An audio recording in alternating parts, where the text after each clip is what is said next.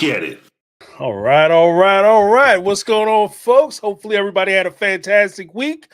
Before we get too far into it, could I get some ones in the chat to make sure that we are both being seen and heard? The volumes are okay. The levels are all right. Just so that we are not sitting there entertaining ourselves. Yeah, we are known to do that from time to time. Right, exactly. Having a good old ball. Yeah, it looks like people can see and hear. Awesomeness. Thank you guys so much for putting that in. We appreciate it. I see the whole thing populated. Welcome to Mondays with Sister Lives. I'm James from MyTakeOnReality, and I am with Sarah from Reality Squad. And my very wrinkled sweatshirt. I just realized what a ragamuffin I look like tonight. Sorry, guys. That's all right. Because last night was a little turbulent.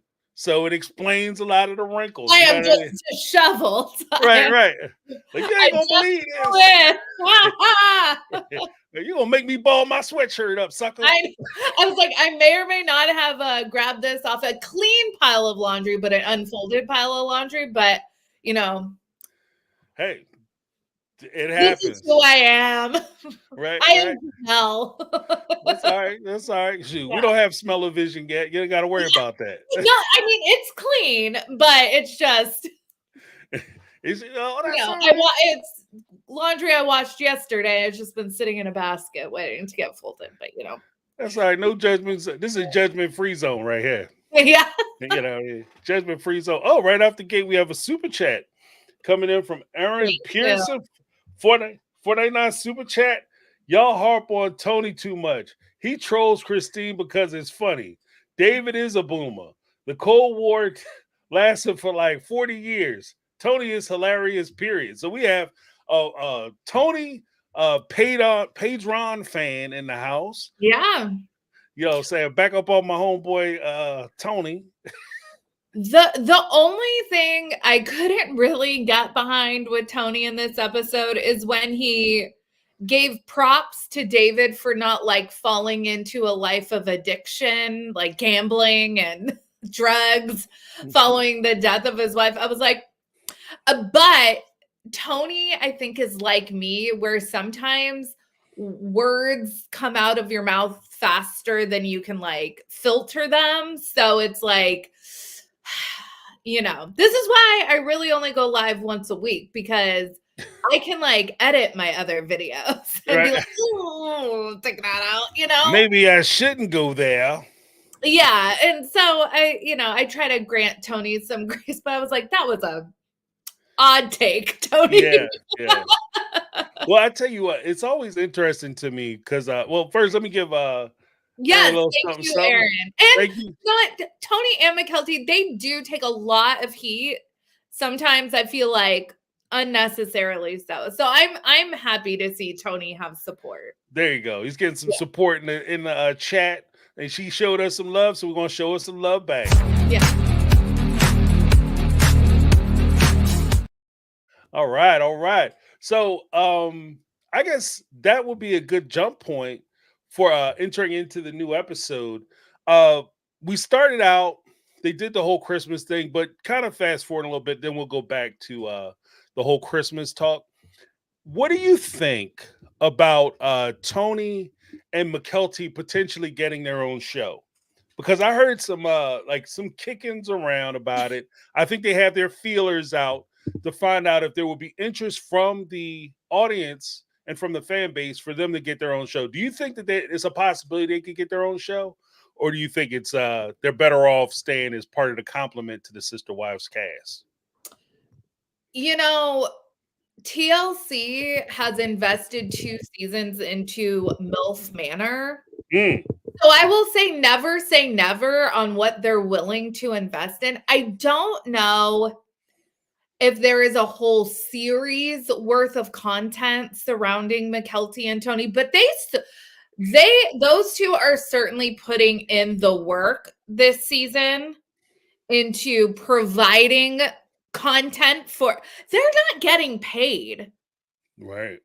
So they're giving a lot of scenarios for where the parents have to interact, and they're letting filming happen at their home. The babies are a big storyline.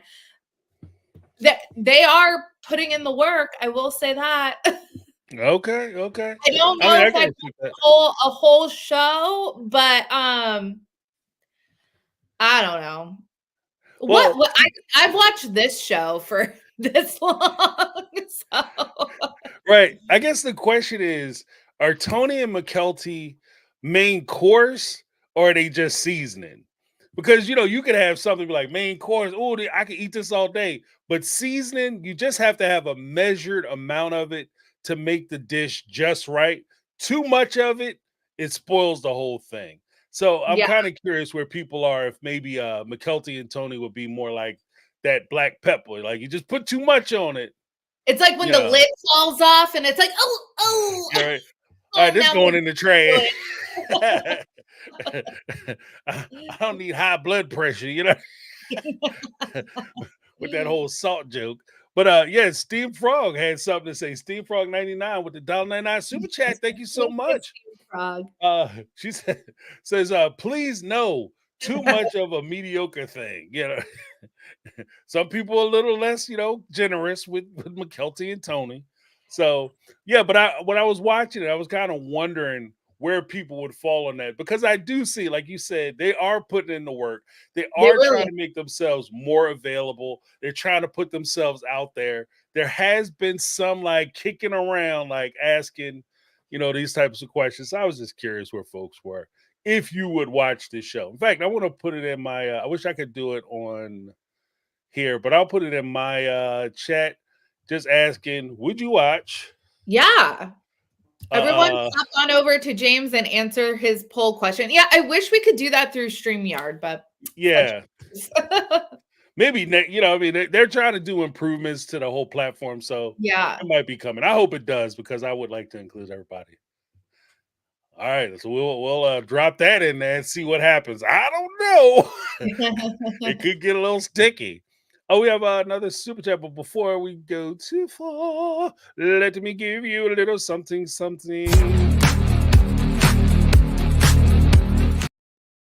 Yeah, because we're going to have to get into it, y'all. Because while we're letting this room load up, I'm telling you.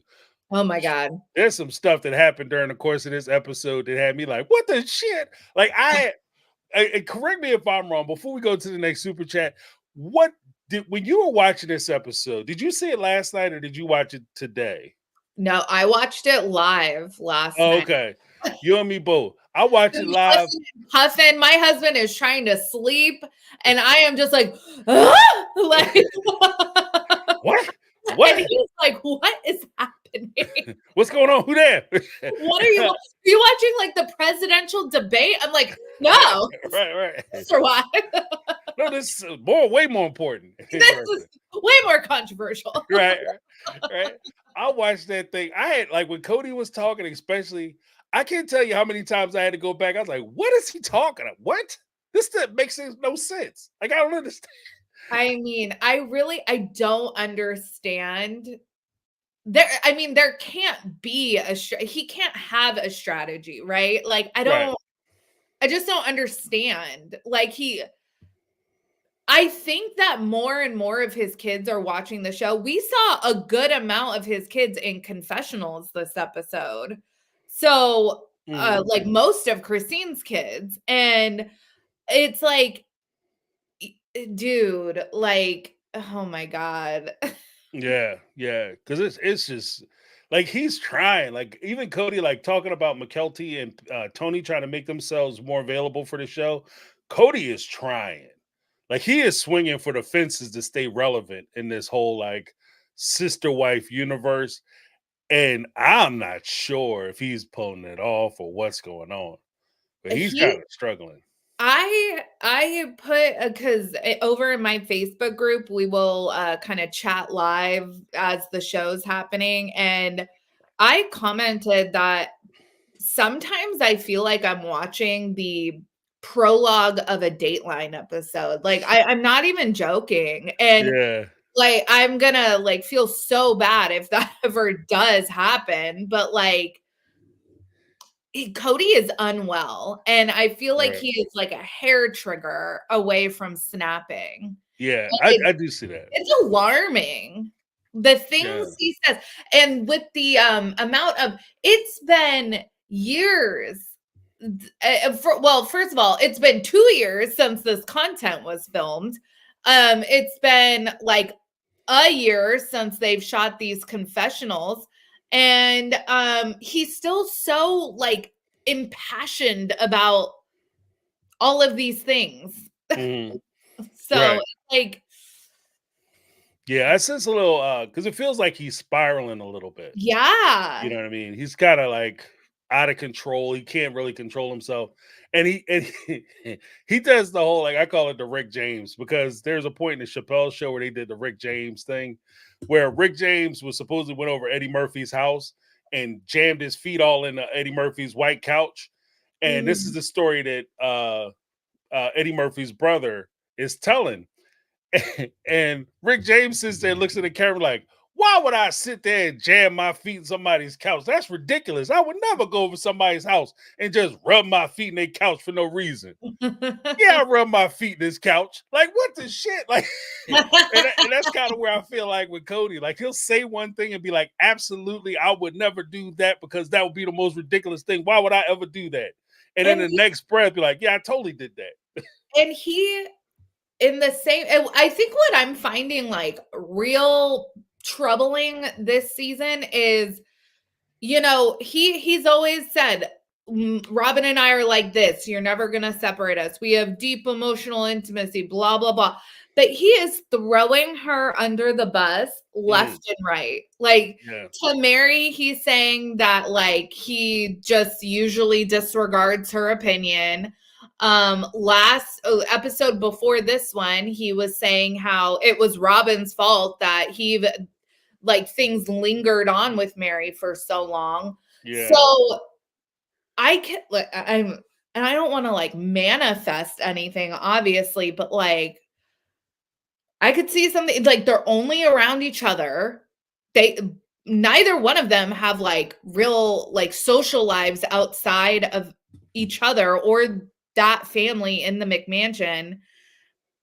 I could see some and while I do think that that conversation in the snow was recreated,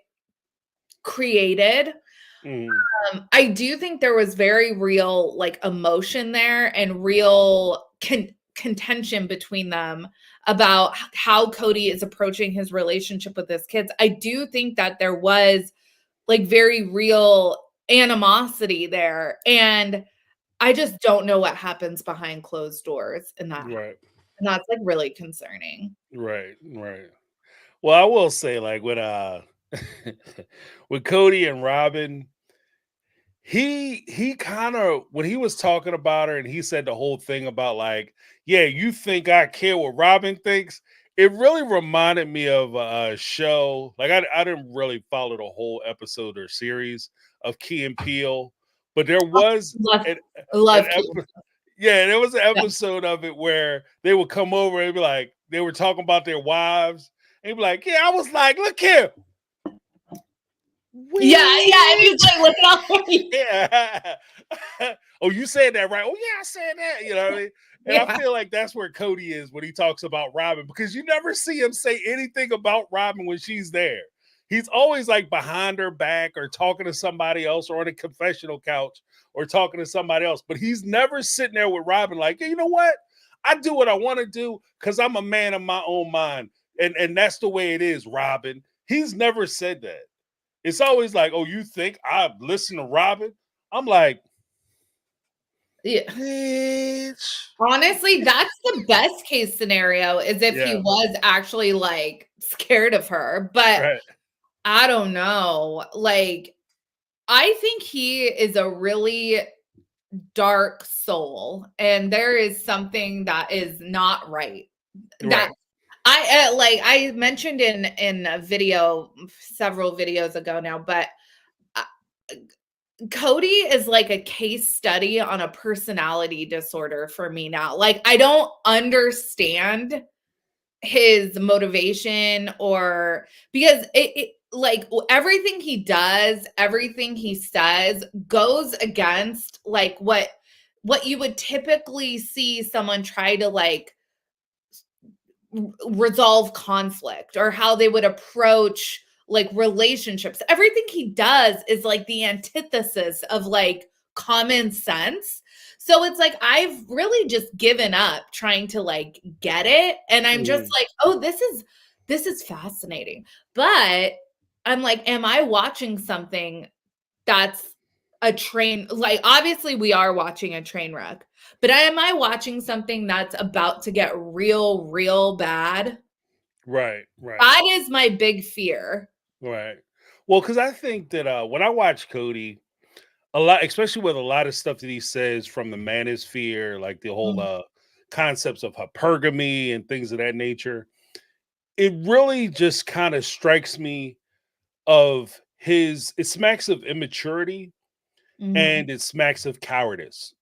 mhm, And the reason why I say it's immaturity is because it's the discount way that he associates male female relationships.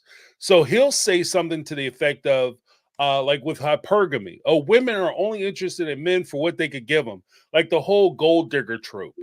But that's something that usually young guys talk about. Like that's a young man thing. Like when you're in your mid-teens to maybe, and if you're like a little less mature, you're a little less worldly, early 20s, the mhm, whole like YouTube phenom or TikTok phenom where you have a guy trying to talk to a woman and then she turns him down. I got a boyfriend. And he says, okay. And he clicks like a Lamborghini or a Ferrari. And all of a sudden she comes running over. Is that your car? Oh my goodness. I want to get your phone number. Like that level of like, silliness. mhm, That's not how first of all, that's not how gold diggers operate. If a mhm. gold digger would know whose car it is for the for the most part, she knows your wallet better than you do. She pocket watches shit so well, she know what you got. Right? Yeah. That's a gold digger. Secondly, it's the cowardice of because he's been hurt before, hurt people, and a Yeah. lot of times hurt people build walls and won't let people in, and they wind up pushing people out of their situation. And when I see all his interactions, because he was rejected and he was hurt, now all of a sudden everything he has is, oh, I'm just waiting for this one to hurt me. I'm waiting for Robin to turn on me. I'm waiting for this one. And you're starting to see enemies under your bed. And so you're experiencing that level of cowardice. That's where I say, like with Christine, we'll talk about in a little bit about her falling in love so quickly. That even though it's a little questionable, maybe like with just common vernacular, but Mm, for you to fall in love that fast, but there is a certain level of courage for you to invest or make yourself that vulnerable to another person. mhm. Even though you've been hurt in the past, you say, you know what? I'm going to try to find love. And in order for me to be loved, I'm going to have to be vulnerable with this person. I'm going to have to be able to stand naked in front of them, like drop all my armor, drop all my protection, and stand naked in front of them and allow them the possibility that this person could hurt me in order Yeah. for me to truly experience them. And I don't see that with Cody. And No. so, like, that's where I'm kind of looking at him like, this dude is spiraling because he doesn't know he's never been. I don't. Part of the problem is I don't mean to prattle, but part of the problem is I don't think he's ever really been challenged because No. he has had that support system that has supported him no matter what decision he made, no matter what bad behavior he had. He always had somebody who had his back, Yep. you know. But let me rock these. We have 3 super chats. Let me rock through these.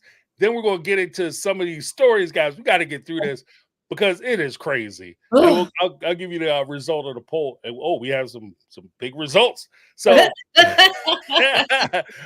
first up, we have Victoria Perry with a $10 super chat. Thank you so much.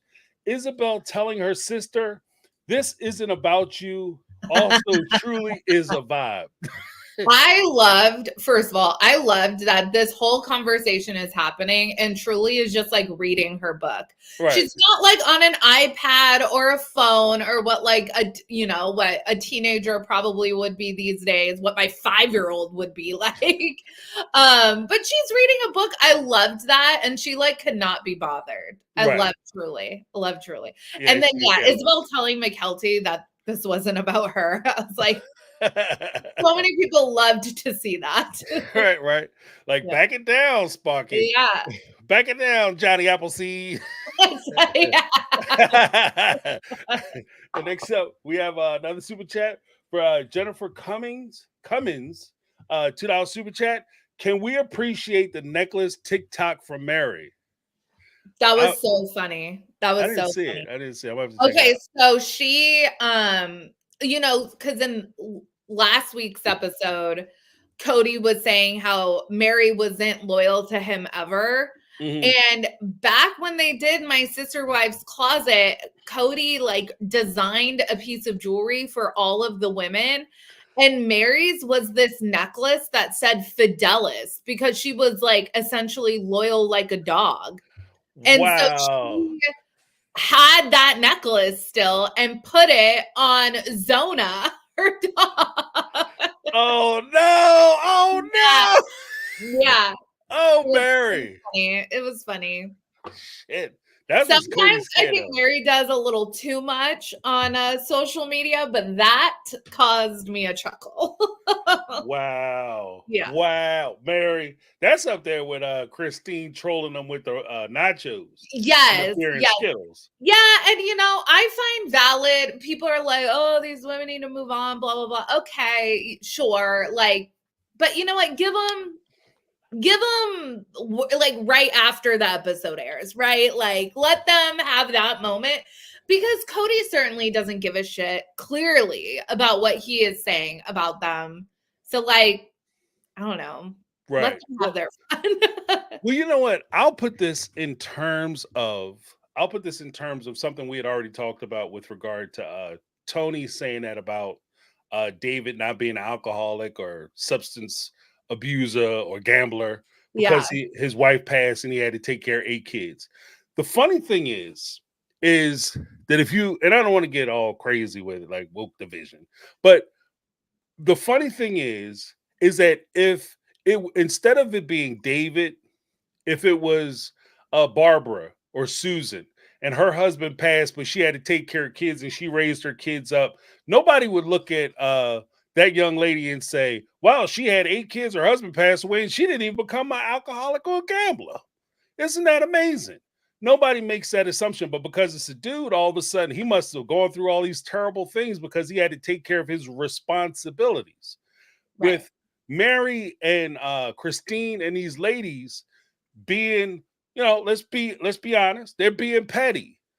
But they've gone through so much shit over the course of the last 30 years. If they want to throw a little crazy little tiny petty ass shot, I'm not really mad at them. No. I'm not mad at them because, to be honest with you, these women, as far as I'm concerned, in many circumstances, they are walking with the saints. And we'll get into it, but they are walking with the saints because I'm telling you, I couldn't let people do me like Cody was doing them, especially when it comes to the finances, when it comes to the kids and everything else. No, it would be way more than just me sending off like a little quip on TikTok or a little meme on Facebook. Like, this would be a whole ass conversation. Like this, you know what I mean? So I give them credit. Like, let them get their little subliminal shots in. It is what it is. Yeah. Because like you said, Cody been taking shots the whole time. Yeah. He's been taking shots the whole time. Maybe, we should rise above them. When they go low, we should go high. I say they go low, I get down there with them. Now. Yeah. It really depends. Like, it depends on who is going low. Right. Then that will determine if I can go high or not. With Cody, I cannot go high. Right. We're gonna have to get into it. Yeah, I'm gonna have to get right down in the dirt with you. Right. But we got another one. Let's see.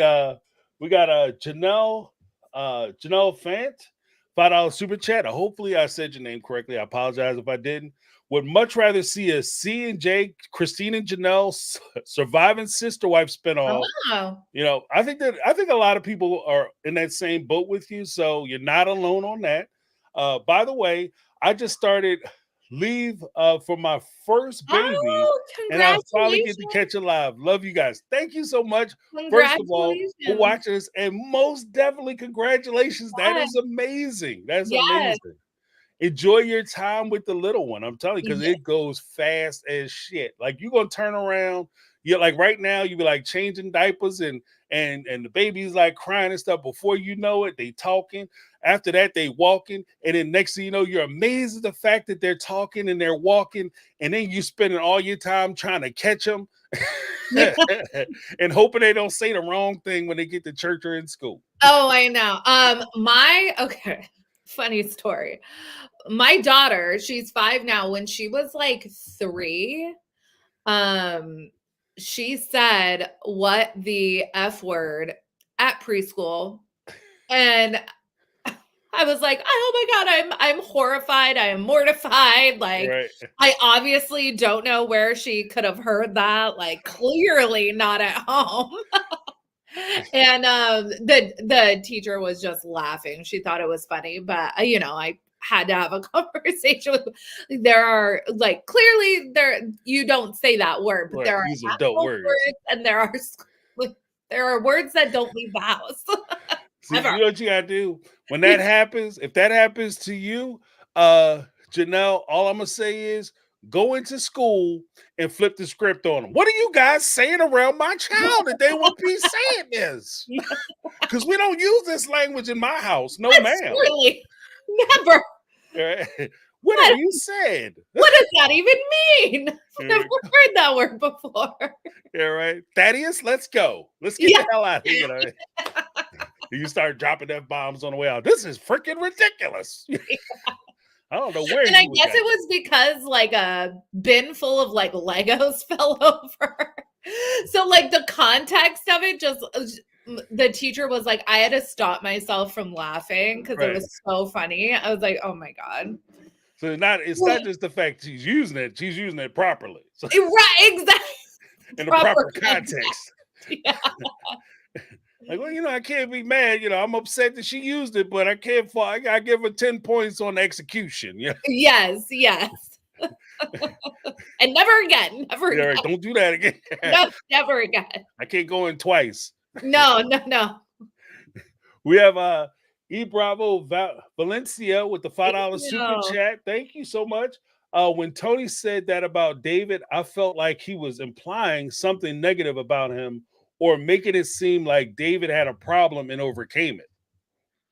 Okay. Well, I don't know how like known this is, but David's first wife, passed in the same manner as Garrison.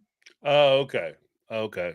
So when Tony, it's a little like, obviously it's a sensitive topic, right? But Tony saying things like David was left with 8 kids and being surprised that that is the context there, is that like it wasn't like it wasn't illness or an something illness, like that. right? Exactly. So well, it's funny because it's funny. Well, not funny, haha, but it's weird that you say that because that's what I assumed. I assumed it was like, oh, she suffered from something and it was something medical related that caused her to pass. So, I mean, that's new news, and that also kind of puts into context why everybody was kind of like, whoa, so hesitant about what to talk about. Tony, like, what are you doing? What are you doing? Are you crazy? You just gonna throw that out there, huh? This is not Sunday afternoon conversation. What are we doing? No, yeah.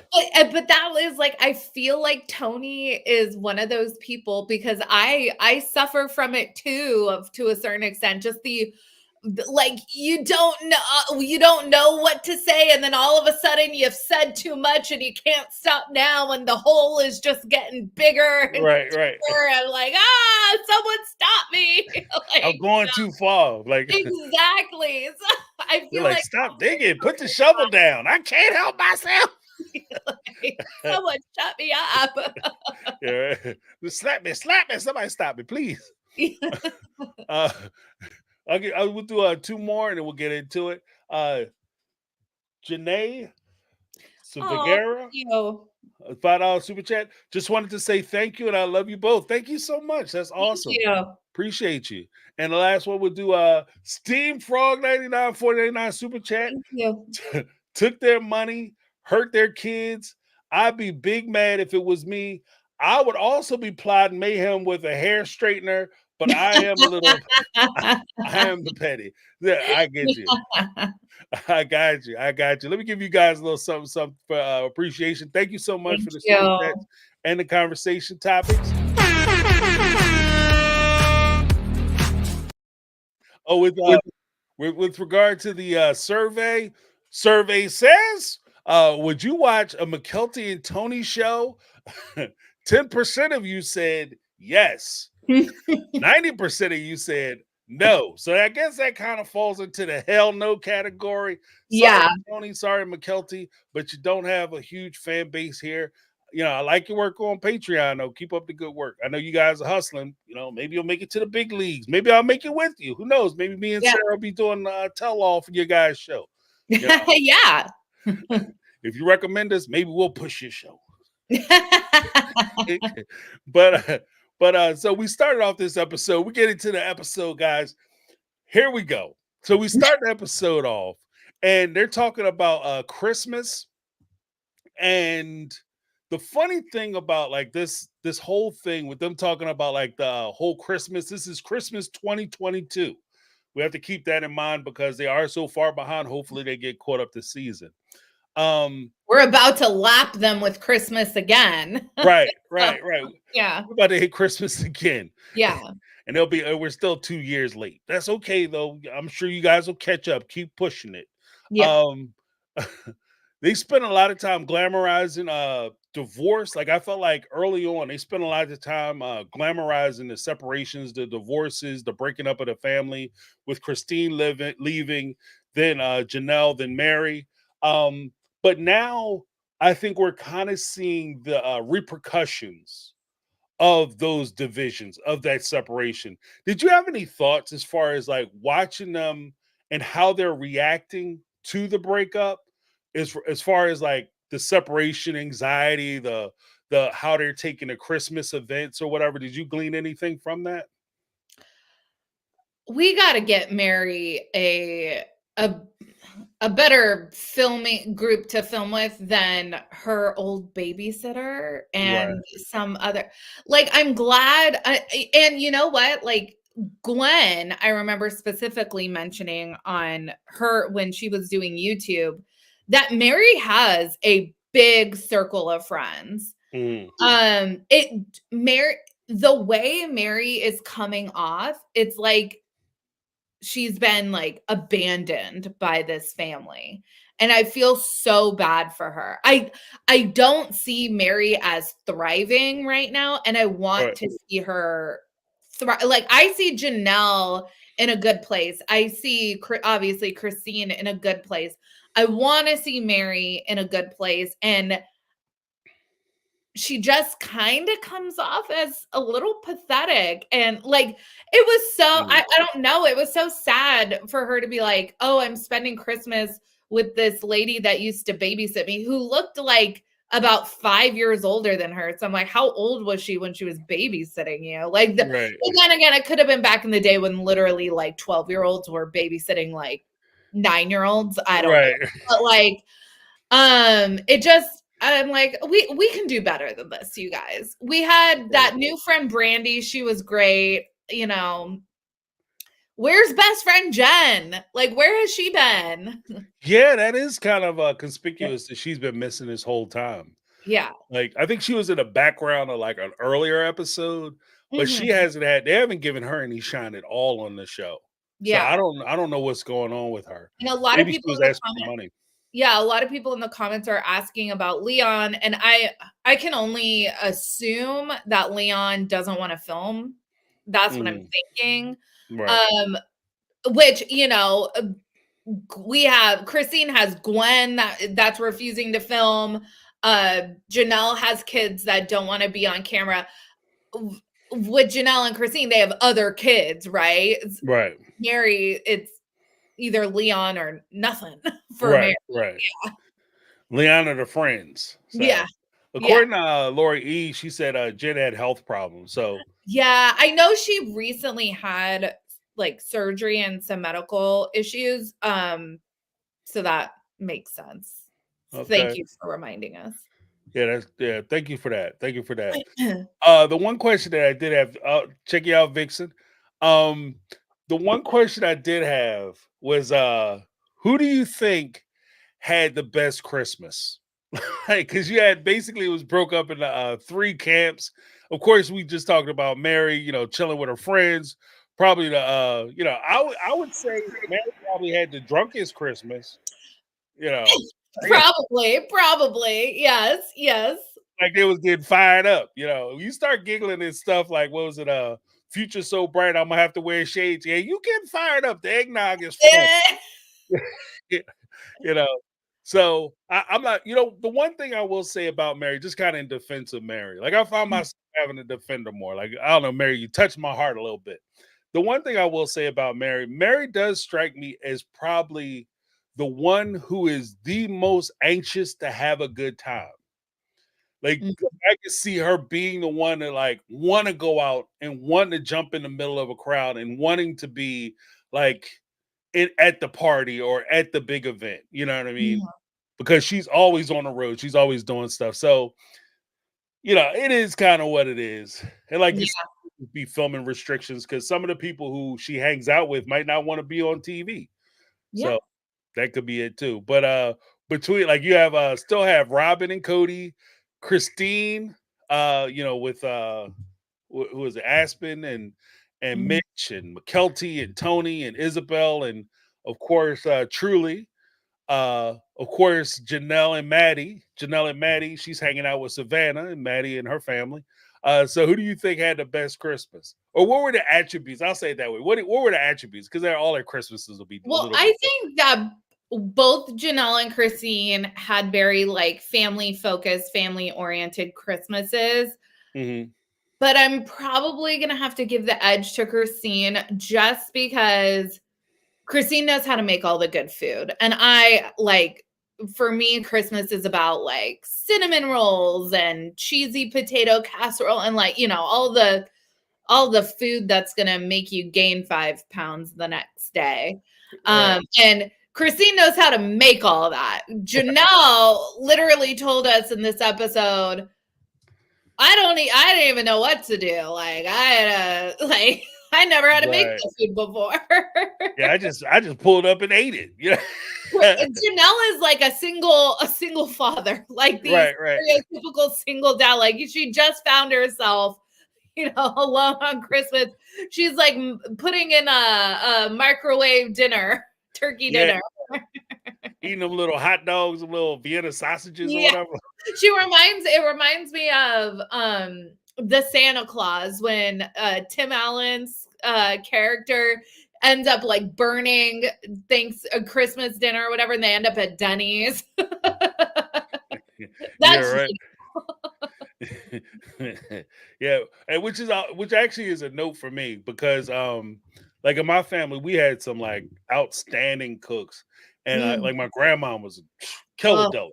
Like she had like a black walnut cake that I've never tasted that cake again. Like it's so important. Like if you're a good cook, like I can cook, my brother can cook, but if you are a good cook, it's so important that you pass down those recipes to your family because they will get lost. Yeah. Because my grandmother made like between that sweet potato pie. Oof. Look, I'm telling you, my mom, she had like chicken and stuff. Like, I'm telling you, like our Christmases, Thanksgiving, they still good, but like I miss my parents, like I miss their cooking, like when I was a kid. But make sure you pass that down. And Janelle reminded me of that. Advice, yeah. Yeah, because Janelle had that look on her face, like, yeah, I just show up. The food was delicious. Trying to figure out how they did it.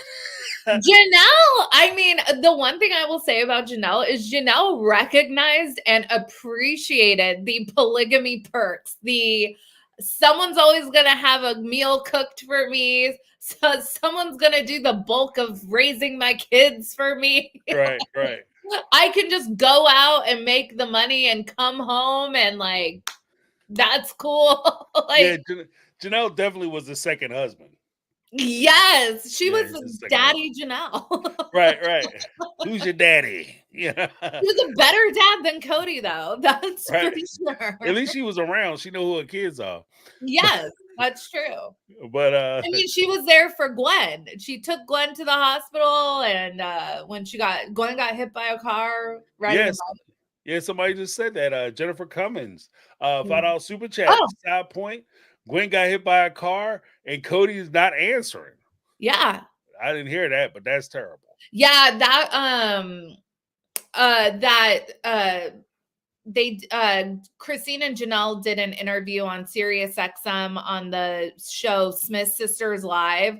And Christine, they were talking about like what they appreciate about the other one. And Christine was saying how when she moved, she was really appreciative that Janelle still was in Flagstaff because, like, for example, this story of Gwen getting hit on her bicycle and Gwen calls Cody. Cody's nowhere to be found. But then Gwen called Janelle and Janelle drops everything to go be there to help. Yeah. Wow. You know what's jacked up? And it's dog James. I'm gonna have to put that on my thing. What's jacked up is, and this may not be true, and I hope it's not true, but I can see like that first notification, like Cody, Gwen just got hit by a car. She called you. You didn't pick up the phone. She contacted Janelle. She's fine. You know, Janelle was able to get her to the hospital. She dropped everything, got her to the hospital. And Cody's first thought, and again, I hope I'm wrong about this, but I can see a universe. If somebody said that this is true, I wouldn't be surprised.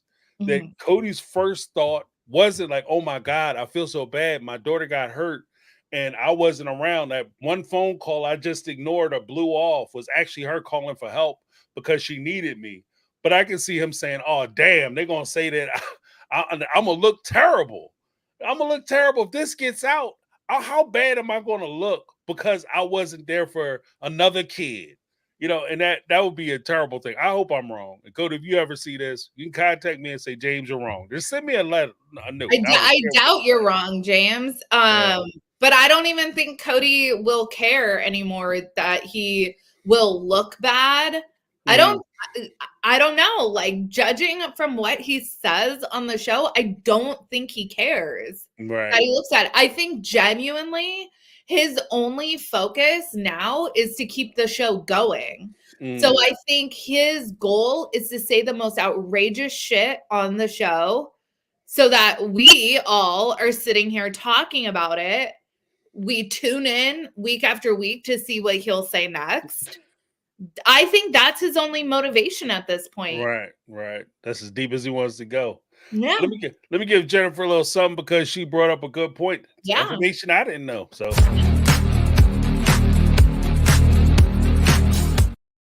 I was saying you knew, I didn't know. So I appreciate all information. New data inputs. Appreciate all information. But oh wait, we have one more. Was this H Crescenzo? $1.99 super chat. Janelle is akin to a honey badger.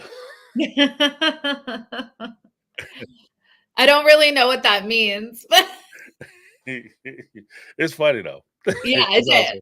She's akin to a honey badger. Although honey badgers are no joke. Like they will tear you to pieces. So I do know that. Yeah. Let me give you a little something.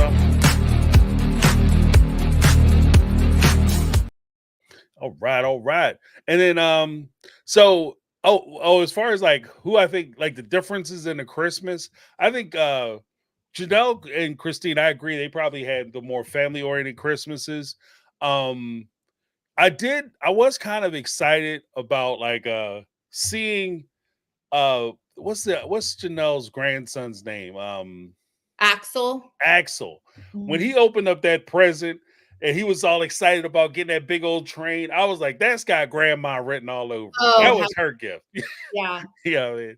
And you know what? Like, I am totally down to like do a puzzle and like drink some coffee, drink a hot chocolate or something. Mhm. So I loved that, like, Janelle was just like doing puzzles, and that's like what the holidays are about, you Right, know? just hanging out, chilling, catching up, Yeah. you know?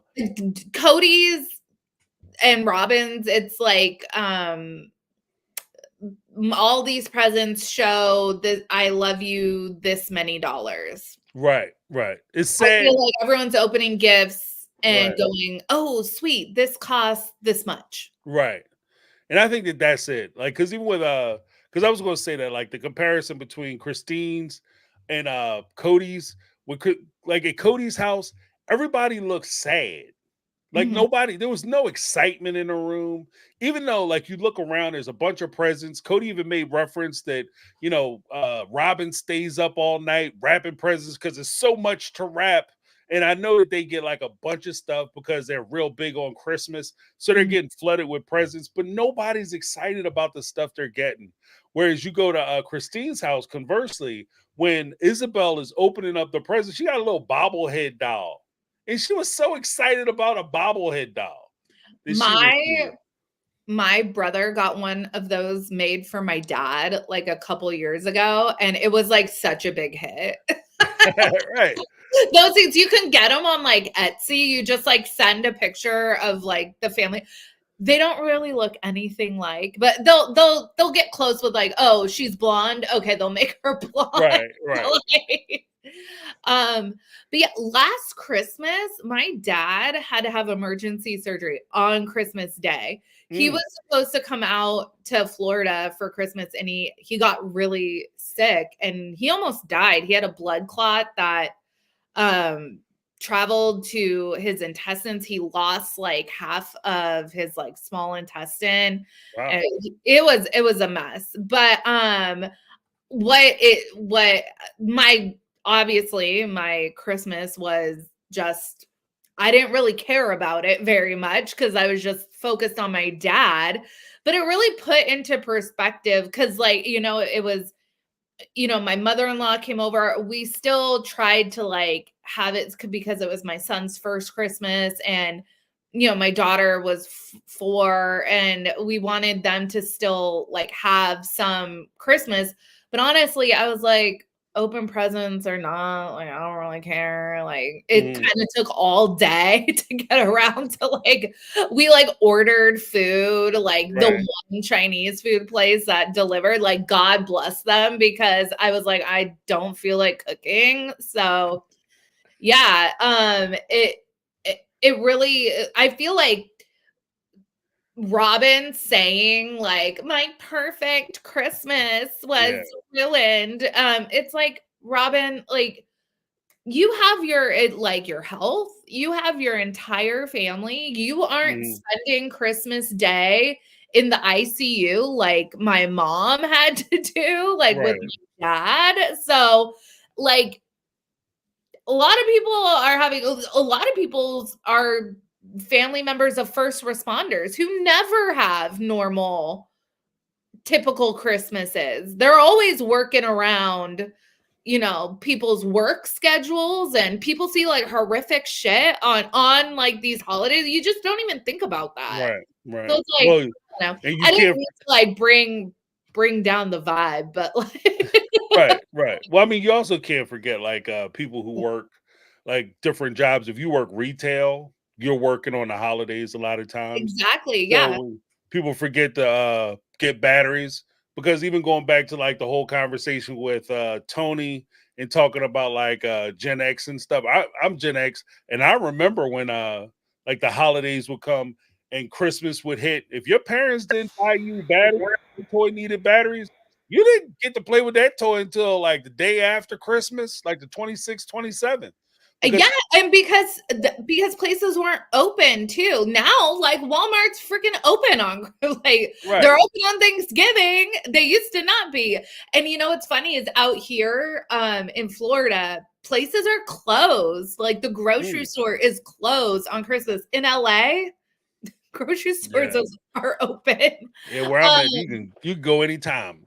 yeah, I remember getting an Easy Bake Oven when I was like 7 or 8 years old for Christmas, and my mom did not buy the light bulb that had to go with it. And I was so pissed. And when Robin was like, my perfect Christmas was ruined, I was like, girl, you have no idea. This is not like the time you got an Easy Bake Oven and your mom did not buy you the light bulb, okay? Hey, Don't you are even not talk to struggling. me. You are not struggling. Yeah. Oh, you have another super chat. Let's see. Sally Hemmings. Okay. $1.99 super chat. Thank you. Where was Dayton in the Xmas scene? Oh, he refused the film, so he might have been there, but he wasn't going to get on camera. Yeah, he probably last year we heard him. We didn't see him, but he did say like something like redneck scooters or something like that about the electric bikes that Cody bought them. Right. And you did notice, like, I don't know if you noticed it, but I noticed that they hid all the expensive gifts. I did notice that too. I was like, it didn't seem, we weren't focusing on any big ticket items at Robin's house. I did notice that. Yeah. They caught so much hell over them bikes. They were like, we're not talking about, we're going to have like little compact pictures and stuff. Like, I know that wasn't in some of their gifts. Yeah. So, but let me give you a little something. So as we move into like the Christine dating David portion of the show, like this is a little bit of a anticlimactic because we watched them get married. To watch them like kind of spool through their dating, it's not bad. It's not bad. There was a couple points I thought were really interesting from like this segment of the show. The first thing was when Christine talked about Nancy had her create a list back when they were getting therapy, like couples therapy, her and Cody. And Christine came up with this whole list of all the things that she would want her husband or her spouse to do for her. And apparently Cody looked at the list and said, yeah, I'm not doing none of that. So, and one of the things on the list was like, show up for my children or something like that. And Cody was like, yeah, I don't want to do that. What? Those are your kids. Right. What? Yeah, he let you know early. Like, that's what I mean. Like, a lot of these relationships are kind of falling apart way earlier than, we're giving credit, like we're giving purview for. Like, these things have been a mess for a while. The next thing she said that I thought was interesting was she said, just points I pulled out, was she said that she sees polygamy as a threat because having another woman in contention or always trying to get after your man and seeing that other woman as a threat and then realizing that she sees polygamy itself as a threat to her relationship is a new revelation for her. But this is something that many of the fan base, a lot of the YouTube commenters and reaction channels have been talking about for years. Did you have any special thoughts on that as you were watching her come to this, like, I've reached an epiphany. I don't want to struggle with my husband.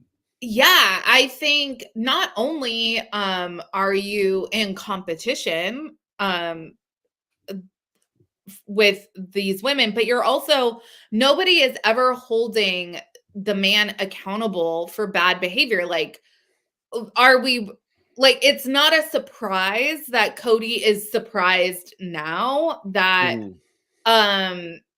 like his wives have like these big gripes with him, because like no one ever, when you're constantly in competition trying to win favor, you're never going to be like, hey, you know what you did, Cody, I really didn't appreciate that.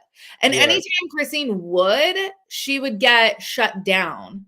Yeah. And then you don't have because of course, even though somebody who you are in competition with may agree with you, like, yeah, you're right, Christine, he was out of pocket with what he said to you. They won't necessarily come out as on your side because to do so would put them at a disadvantage. And they have a distinct advantage by Christine and Cody being at odds. Now, Meri and Janelle have an advantage because, especially as Cody himself had described it, if I have a problem with one wife, I'll just go hang out with one of my other wives. Exactly. So there's no upside for you to get an argument with Cody because one of the other women is just gonna come behind you like, And then Cody. Cody Right. gets to go to that other wife's house, and it's all about, oh, Cody, they just don't understand you. Not like, Right. Cody, go back over there and, Yeah, work that out. say sorry to Christina, or say sorry to Janelle, or say sorry to Meri. Like, no, it's, oh, you've been so wronged by that wife. I would never do that. Exactly. You Yeah. know. I don't know why she would say that. Yeah. But there was like as they were going through it, of course we had like the whole Tony and David. Tony did say something that was just like, what? What the what? When he said that David reminded him of Cody. And that to me, that's one of those things. And let me know what you think, but that's one of those things where if somebody had a bad relationship, because there's a lot that goes into having a bad relationship, you start to question yourself, like maybe I didn't see it. How come I didn't see it? How did he slip under my radar? Maybe I'm not paying attention or whatever. So there is a built-in insecurity when it comes to a lot of that. And to have somebody come out and say, he's just like Cody, the guy that you're having this huge dispute with and that you've been in a relationship with, that could have derailed her relationship in a weird way. Yeah. But for I mean, Tony to say that, what were your thoughts on it? I mean, I don't know David at all, but from what we've seen of him on the show, he kind of seems like the opposite of Cody to me. But Right. I don't know him in real life, so I don't really. Again, it's like I feel like Tony just like says words sometimes, and I'm like, Right. what are you trying to get at, Tony? Where are we going? Well, Yeah, because he reminds me of a guy who's just he wants to be in the mix. So he yeah, says something that's like a little bit controversial, but it's just enough to where it's like a conversation topic, like it yeah, shocks you. But it's like I don't know if he really means any true harm by it, but it's yeah. just supposed to shock you. Yeah. I was actually talking to someone on Instagram had messaged me. I feel like because Mckel had said during Christine's wedding special, like, that she loves you if she's giving you a hard time. Like that's that's her love language, is giving people a hard time. And I have to imagine that probably Tony is the same way. He Right. thinks like giving jabs and is oh, that's how I show my affection. I don't know. That's kind of the vibe I get from Tony and Mckel, is that Right. that's just how they are. Right. And what about Christine had a list of 3 things that she was looking for in a new guy that was going to be like anti-Cody. Like she wanted something completely different. And the list of 3 things she said she wanted somebody who was bald, Yeah. drove a motorcycle, technically is Mhm. ride a motorcycle, and third has tattoos. And I looked at that list and I said to myself, well, Cody technically has 2 of those 3 things. Like I don't think he has tattoos, No, I but don't think he does. yeah, His you know, hairline's holding on for dear life. yeah, But you know, I think with Christine wanting to go for someone who's bald is just someone who embraces it, who's low maintenance. Because obviously if you're bald, you're just, I guess you're constantly probably shaving your head, but after that, when you shower, you don't have much of a routine after your shower. Cody, I've seen Cody talk about in his cameos his hair routine, and it's a right, lot. It's a right, lot. He uses a lot of hair product.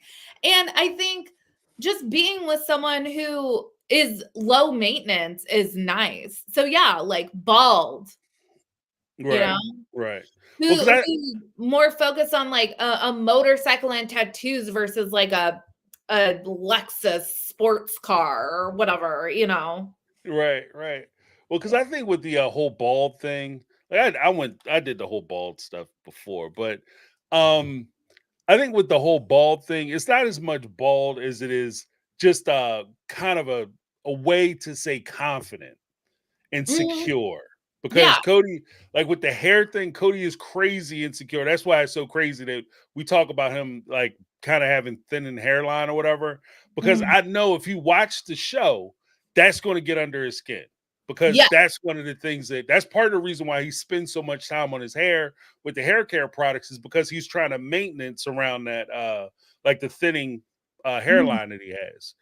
So like she might have just said like, I want a man who's confident and secure in himself without coming out and saying, you know, Cody's not confident and secure. Yeah, and isn't it funny? Meri Amos was bald too, so it's really interesting that these women, it's like they don't physically seem to be going for any kind of guy that resembles Cody. It seems like they want, like, personality wise, the exact opposite of Cody. Right. Yeah, I mean, that makes sense. Right. I want to try something new, like being happy. Like exactly. you know what I mean? I want to try something different in my relationships, like enjoying myself. You did have like Isabelle. She was being cited as being somebody who's more protective as far as Christine is concerned, because all the kids are saying that Christine is moving like crazy fast in her relationship. But she is actually moving fast. Without question. Yeah. But I would say, like, even with Isabelle, the one thing I would say about Isabelle in her defense, or just to kind of bring it up, she didn't need my defending, but I would say that of all the kids who were present at the time, Isabelle was the one who was with her mom on a day-to-day as she separated from Cody. So she watched the result of her mom breaking off with her dad. Yeah. So she was there to help pick up the pieces. And somebody said something that was very keen yesterday when I did my after show. You know, we talk a lot about Cody and him not calling the kids and all that, but a lot of times, very seldom do we make reference to the other siblings and even the spouses who have to pick up the pieces of what Cody wrought. When he doesn't call, like when he gets on the phone and he talks to Maddie, if he upsets Maddie, then it's not just Maddie being upset, but Maddie as a mom, she might not be able to take care of her kids or tend to her kids. Her husband may have to come behind her and try to help her put herself back together emotionally so that she can go on and do the things she needs to do. So it's bigger than just him calling and rebuilding that relationship, but he has a long way to go because of the residual effects of him not being around. Like, and I think that that's something that has to get talked about. And even with watching Isabelle and her being as protective as she is, I think part of the reason she's so protective is because she watched her mom cry. She watched her mom be heartbroken and being in the house with that on a day-to-day basis, because when Aspen or Mckel calls their mom and say, hey, mom, how's it going? She might sound sad, but she'll put on a strong, brave face for them. Then hang the phone up and she could fall apart. And Isabelle is in the next room listening to her mom cry. So I can understand why she might be a little more hesitant. Yeah. But and it's just it's fast. But I keep in mind that, like, in their culture, like they moving fast is not like that's not abnormal. I remember Robin having like a 10-month courtship was like forever, you know? So yeah, like I do think it's interesting that they're like scouting wedding venues and David hasn't even proposed yet, but I want to get married here. Hint, hint. And hey, I sent my husband a link to the engagement ring that I wanted. Like, I led the horse to water. I am all about that. You know, I am all about that. Like, get what you want. Don't be disappointed. You know, ask for what you want, ladies. Right, and don't be shy. Right? Don't be shy. Like, don't be afraid to just say it's this. Right. You know? But boy, Christine even went a step further than I did. Let's just go tour some wedding venues. So do we put a deposit down? Our date would be wedding venue tours. Right, exactly. What did you think about like the watching Christine be so excited on like the TV about her new love and all that? I kind of had a feeling like even with the speed in which she's doing it, I think it works out because we know the ending. Yeah. But if she started out, I would be horrified for her Yeah. because you know what I mean. I'm like, what are Yeah. you doing? What are you doing? Because Yeah. it's so fast. Like it's just so fast. Yeah. And this is one of those things where if you're the producer of the show, you might even want to put up like, please don't try this at home. These stunts are executed by professionals. Right. Like, Yeah. gosh, I'll sometimes just have ridiculous on in the or ridiculousness, whatever that show's called. Uh-huh. And they always start with like, do not try any of these stunts at home. Right, Like, right. don't be a dumbass. Yeah, because you will get ruined. You know what I mean? Yeah. Because the way she does it, like she's so excited. And I'm like, when some I think it was McKelty said, yeah, when he's 60, I'll tease him as being a boomer. That's next year. And that's if you guys are together that long. And she said, oh, we will be. We will be. And I'm like, everybody says that though. This is something that everybody says. Like, so, like you're so excited, you know that this is going to work out. But when this is how you feel right before you get your heart ripped out of your chest. You know what I mean? So it would be a little scary watching this. Like I can understand why people are concerned. Yeah. You know. And obviously, I think people that are concerned and are voicing their concerns, like in our comments or I've seen on like Reddit or whatever, I think part of it too is that these kids are traumatized and going through like a really traumatic thing with like losing their dad and like just this complete, it's one thing, a lot of, I don't know. Because I have a great dad. I happen to think very highly of my dad. But a lot of people that I know that have maybe not so great of a relationship with one parent, it's kind of like always been that way, like their parent, I don't know, their parent didn't just radically change personalities on them. And Cody kind of did that to these kids. And Right. maybe Cody was always this way, and maybe this was all a facade before, but for these kids, that was reality for them. They had a dad that purported to give a shit. And Right. now he doesn't. And now he's like literally talking shit about them on his TV show. This is all very traumatic. And so if I'm Christine and I'm jumping into a new relationship, like I would hope, and obviously this all worked out for the best. So like it's like a non-issue, right? But if I'm Christine, I would hope, or if I'm like a friend of Christine, I would hope that she's getting counseled by friends that like, hey, think of the children. Like, Right. think of Right. the children. Yeah. Because that is one of the things that you have to be concerned about, especially in the culture that they're in. It seems like the kids always kind of play second fiddle in a lot of these relationships because you spend so much time chasing after the husband that the kids by default fall into that second slot or that second tier of attention. So you do have to kind of take that special care, I think, to make sure that the kids are okay. But before we go into the next section, let me just give some super chats. Then we'll get into Janelle and Maddie, and then we'll talk about Cody and Meri to round it out. I know.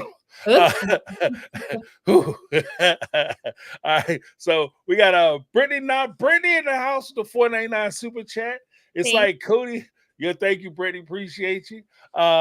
It's like Cody talking about his COVID experience when people quite literally are no longer here. It sucks, but have some perspective. FFs.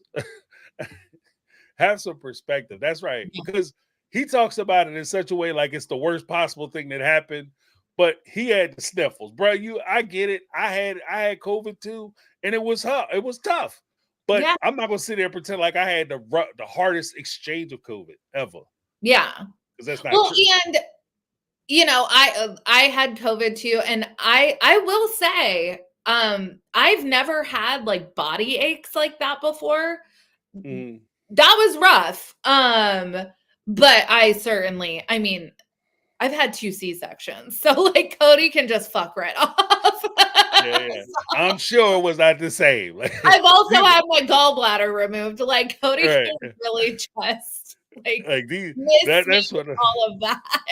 that's Kendrick Lamar. These are not alike. We are not alike. I know. Like, I have no doubt that Cody felt shitty. Like, Right. I have no doubt. But yeah, acting like he was literally, that he saw the Grim Reaper. And this is like the things he's saying. It's like, dude, like, seriously? Yeah, right. I saw the Grim Reaper. Yeah. It was over for me. But then I pulled out. Like, some people have like emergency heart transplants and stuff and like Right. live to tell the tale. Like, come on. Right. And they took it way better than he did.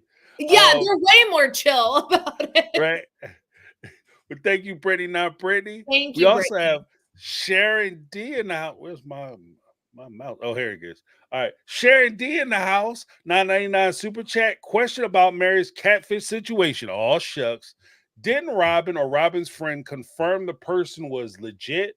I feel like Meri was set up by Robin, yet Cody always wants an apology.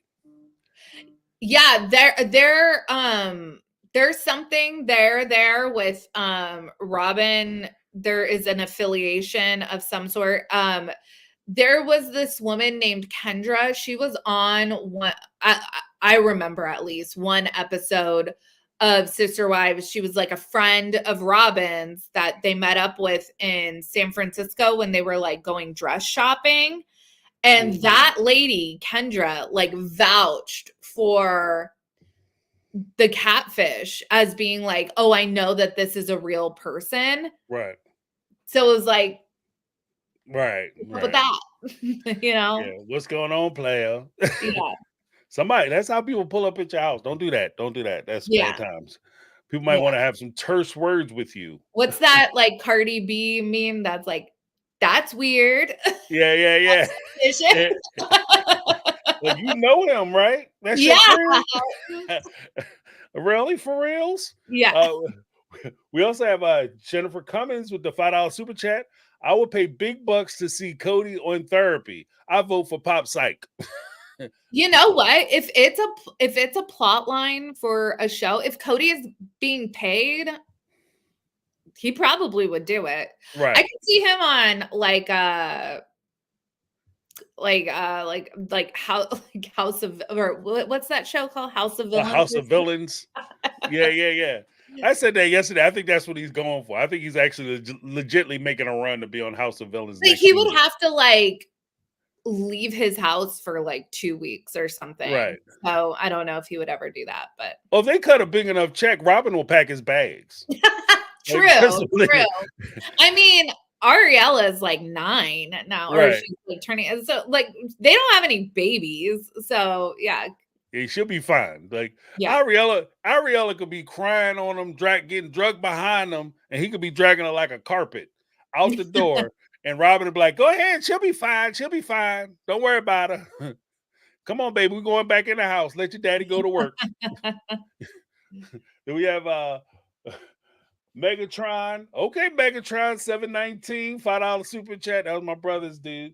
I was here for Christine Valentin kids' concerns about her dating, but also letting them know she not letting David go regardless was epic. Yeah, she said she didn't give a damn what them kids was talking about. Which, I mean, I think of all the kids, I think Truly's opinion should matter the most, since Truly is obviously still living with her. I mean, when you have like adult children, obviously, yeah, like you care, but obviously like you're going to do what's best for you. But if you're bringing someone into your child's orbit 24/7, you should care what they Right. think. Right. Especially, and that's one of the things. Like, that's where the speed would bother me. Yeah. If you want to get jacked up, that's your business. But don't introduce your kids to somebody, because you get your kids involved with people too early, and that person leaves. That could break your kid's heart. You know what I mean? Like, you don't want to expose them to that. Because I think Robin is facing the very real reality of realizing that her 3 oldest kids could very well get abandoned by 2 dads. Because Right. if shit goes sideways with Robin, Cody's not going to be a father to any of those kids. Right. And then Robin did this whole thing about having Cody adopt them.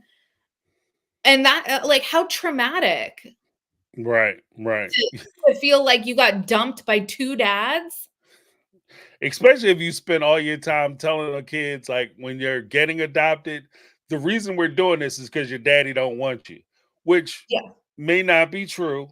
You know what I mean? I don't know intimately what the situation was, but okay, your daddy don't want you. Only to have, like, years later, the guy who adopts him turn around and say, your daddy don't want you. Yeah. Like, that is crazy. That is insane. Mhm. But thank you so much for the $5 super chat. We'll get through a couple more of these, and then we'll get into the last bits. Mm.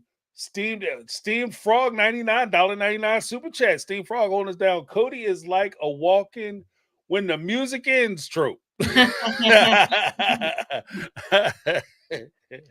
When the music is like, oops, gotta go. Tanya Smith, $5 super chat. Did you notice that Cody implied if he had let Meri go sooner, Christine and Janelle would have stayed? Yeah, he did. Cody says a lot of things and then he'll like directly contradict. Like he was saying that he had a miserable marriage with Janelle at one point in the last episode, but it's like we know because we've seen it teased that he's going to try to reconnect with Janelle at some point. So it's Right. After he said he didn't love her. Right. I don't see why we can't work this out, even Yeah. though I never loved you. Like, Right. what the shit? Yeah. Who I are need you your again? credit score, Janelle. Right. I need you to pay my mortgage. Yeah. It was last what we'll do, and then we'll jump right into Madison and Janelle. Carmel Cuties, $10 super chat. Pronounce. Yeah, okay. Yay. You got that right on. I was like, oh, James, they're telling us how to pronounce it. That's so sweet. I know, right? Because she I probably would have gonna been mess like, it up. Carmelequities. Right. That's what I would have been like. Cody is horrible as a sperm donor. I'm glad Christine and Janelle have David to rely on, since Cody refuses to be in the OG13's lives, even after losing Garrison. Yeah, it's a sad I mean, situation. to see during the wedding special how excited Hunter was, Madison cried. Like these kids, Janelle's kids, are so happy to see Christine get a love that she has always wanted. Right. Yeah, watching her, and that's the thing too, because again, these kids are watching this secondhand. Like, they watched Christine be love starved Yeah. for decades. Yeah, and you know, and it's so funny because Janelle's love language is clearly not like, I don't know, even having a relationship really. Like Janelle could genuinely take it or leave it. And I think Janelle's kids know that that's cool for Janelle. But Christine like needs that validation. She needs that physical like I love you. Like I was in a relationship once where the guy would tell me really like put me down and tell me like really not nice things. And it does. It takes a toll on your like just inner monologue. And then I can kind of see like when you start to date after that relationship, you try to overcorrect, you overcompensate for that, where you try to be so overly affectionate because you want to make sure that that you still got it, that you're not like Right. repulsive to everybody. Like, yeah, maybe I repulse that guy, but like not everybody finds me repulsive. And so Right. I can kind of see Christine doing that. And it's like, Mhm. I'm going to let Christine have this for a little bit Right. before Right. I'm like, girl, you got to tone it down. Yeah. Slow down now. Yeah. Yeah. You You're about don't to run off the have track. to like suck his tongue in front of your kids. Like, Right. but you know what? We're gonna let you have 5 minutes. Right. Do your thing. Do your thing. Yeah. But for everybody who sent us a super chat, we'll give you a super thank yous. Thank you guys. So we come into Janelle talking to Maddie. This is some things I pulled out from this. What did you think? Like the first thing I noticed was that Maddie and Janelle are trying to make some moves. Like they're trying to buy some property, they're trying to find some place that they can settle down. Janelle's trying to get her life started again. She did make mention that she had asked Cody to buy her out. Mm. But she's still going to talk to a lawyer. I was very excited to hear about that. So, what did you think about like the whole conversation about the Coyote Pass presentation that she did with Cody? She had said that they were still talking about splitting the land 4 ways. She also mentioned that Cody didn't have his part to pay off. That's some tea. I know. She even suggested that Cody get a loan to finance her so he could get a finance loan. Yeah. And then they talked about like when they pool their money, everything is possible. So of all that conversation, what did you glean from that? Like where were you at? Were you screaming at the TV? Were you like, what the shit? Like what were you going through? I have noticed every time Madison has been on the show this season, she like looks like she's about to say something and then she like goes. Yeah. I feel like she is working overtime trying to restrain herself from going all the way off on about Cody. Right. I think when like cameras aren't rolling, I think she says how she really I think that she makes it very clearly known that she doesn't think her dad is worth anything. But I think she's trying to like restrain that a little bit on the show. And so I have to give her credit because I think Janelle wants to keep it classy. You can tell, like, even in that interview that they did on the Sirius XM show, that Smith Sisters, Christine just straight up calls Cody a deadbeat dad. And Janelle is like, oh, I think, he's charismatic, And like she's Janelle just really wants to still put lipstick on this pig. Right. Yeah. And you know, I kind of think too, is I think that Janelle might try to hinder Madison's approach or her opinions just because she doesn't want her to get too far into it, because then she feels like she will never be able to come back with Cody. Like she'll hit a point of no return. Yeah, I mean, we really saw Cody and Robin both. They tend to like zero in on one kid as like the source of all problems. Right. Even though these kids live on different coasts, they're not around each other all the time, and yet they all have the same common experience with their dad. If Cody was a loving and present father, it would be impossible for these kids to all have that same common. The kids would be like, hey, no, like that's not my experience with dad. Gwen would say, hey, when I got hit by a bike, dad picked me up and took me to the hospital. But no, they all have this same neglected, absent, being abandoned by their dad experience. But Cody and Robin tend to focus on one kid. Right. For right now, it's Madison. For the last couple years, it's been Garrison. And, to some extent, also Gabriel. And so it's really sad to see that, because I feel like singling one kid out is not fair, because I think they all feel that way. But I think, Aspen and Logan just happen to keep things a lot more off camera. Right. Well, this is something that Kirsten Grant said. Kirsten Grant had said, Mm. why do only Janelle, Meri, and Cody have to come up with the money for Coyote Pass or Cody Pass? I call it Cody Pass too.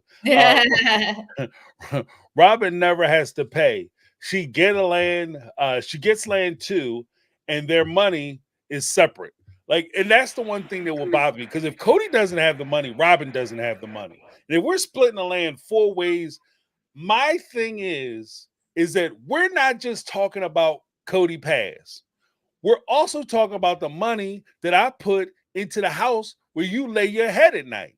Mm-hmm. So we're not even going to start talking about breaking up Coyote Pass until you pay me back for the money that I put into your house.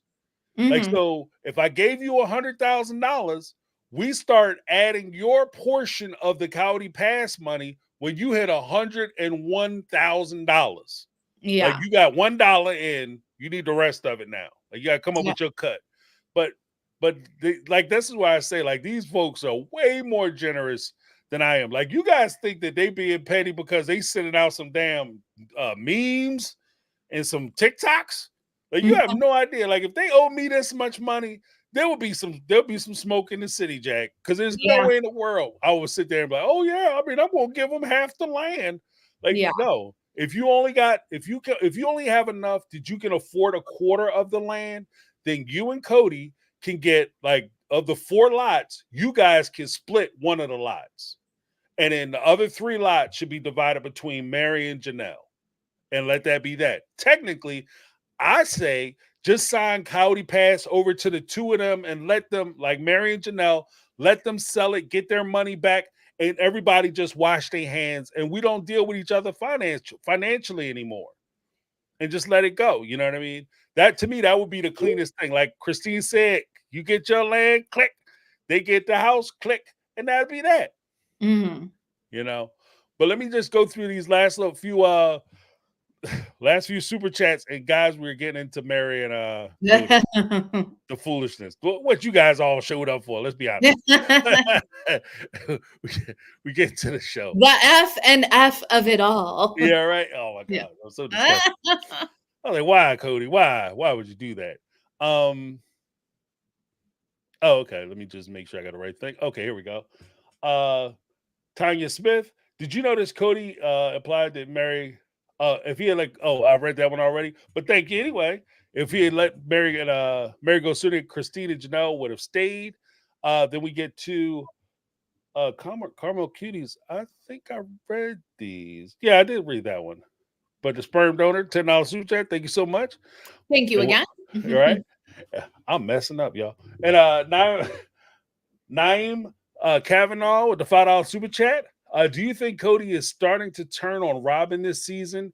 He has blamed her for a few things, and all of them her kids, not my kids, as usual.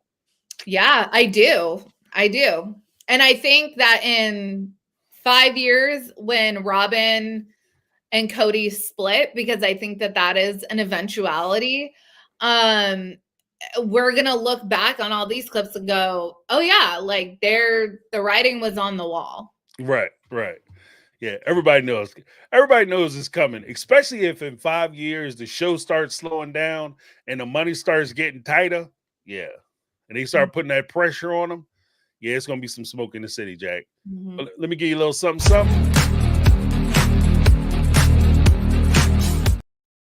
All right, so last but not least, we have the foolishness, which is the conflict of Cody and over at Meri's house.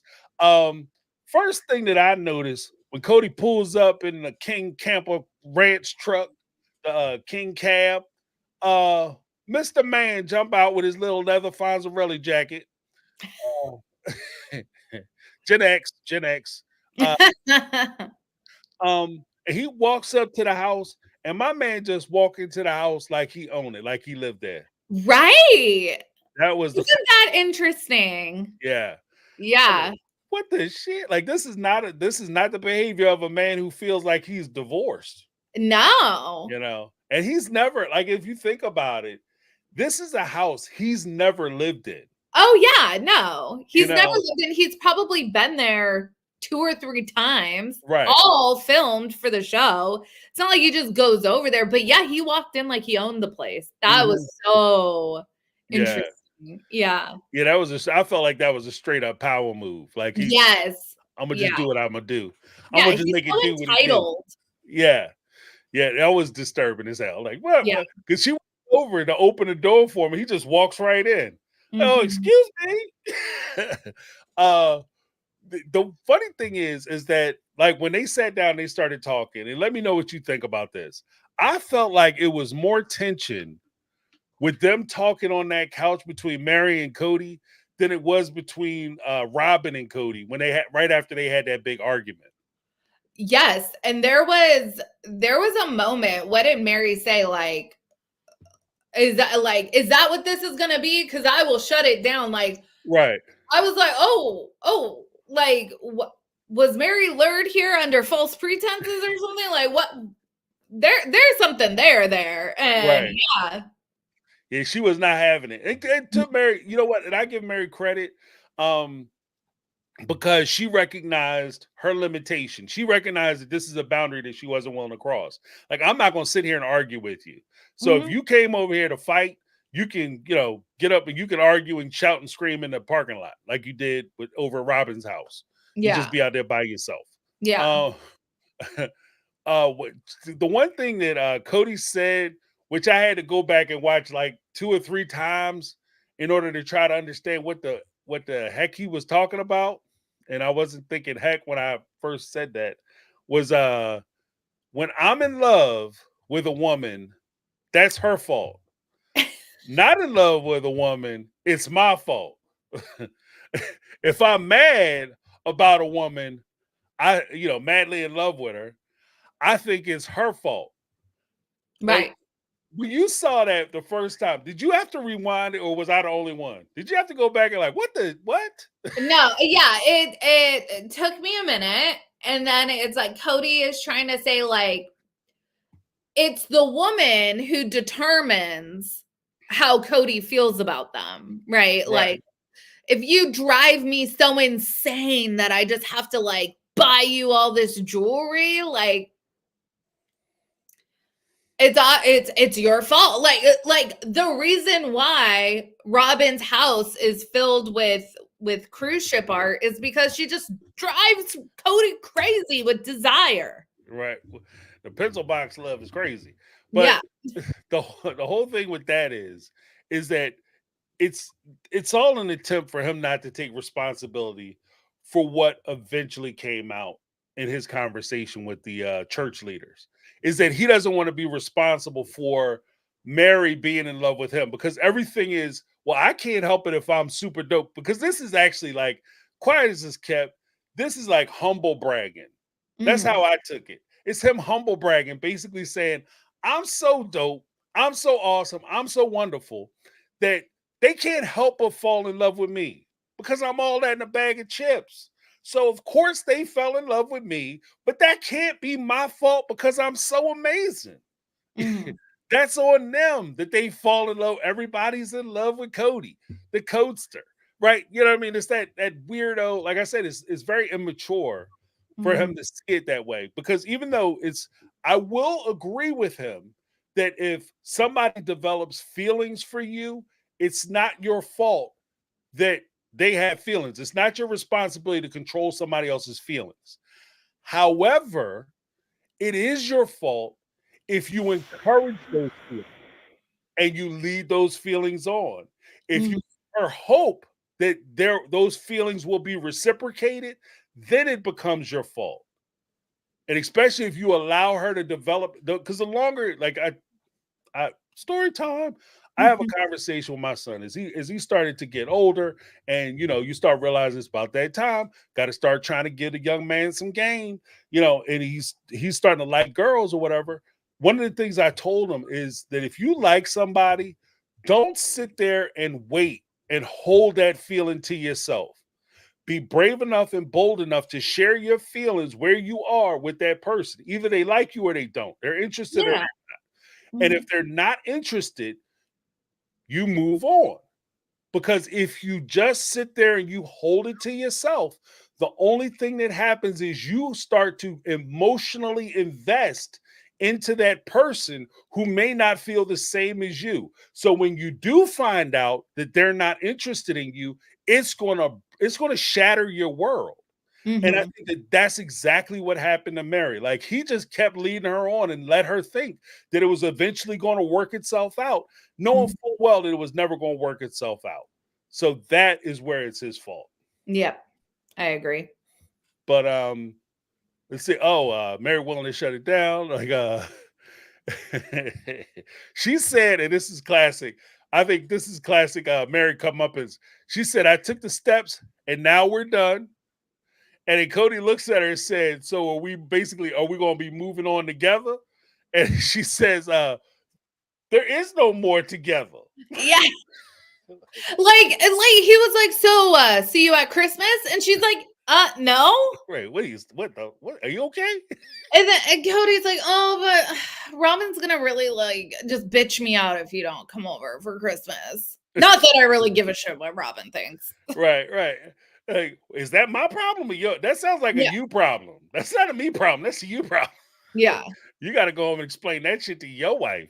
Yeah. I'm not married to her. And my favorite part is that even in that explanation, he doesn't give the this is what's going to happen. Robin wants you to come over. He says, per usual, I have a wife who wants you to come over. You only got one wife left. Just go ahead and say her name.